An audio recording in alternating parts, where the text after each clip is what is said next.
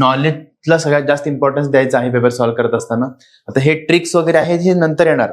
म्हणजे पेपर जेव्हा आपण सॉल्व्ह करत असतो त्यावेळेस ट्राय करा की आपल्याला जेवढं माहिती आहे त्या नॉलेजनुसार आन्सर दिलं गेलं पाहिजे सगळ्यात पहिल्यांदा.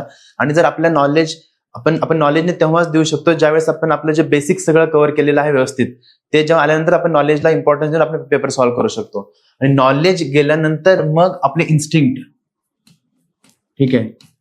इन्स्टिंक्ट का असं म्हणतो माहितीये का, की बऱ्याच वेळेस आपण वाचलेलं राहतं, ठीक आहे, पण आपल्याला बऱ्याच गोष्टी आपल्या सबकॉन्शियस माइंडमध्ये असतात. तर ते इन्स्टिंक्टनुसार आपल्याला असं वाटतं की okay this statement is right or wrong. तर ते इन्स्टिंक्ट हे करणं गरजेचं आहे. आणि इन्स्टिंक्ट झाल्यानंतर मग हे ट्रिक्स वापरा. हे ट्रिक्स पण जे आहेत ना ते आपण ह्याच्यावरनं काढलेले आहेत किंवा आता बऱ्याच ठिकाणी तुम्ही बघितलं पण असणार आहे.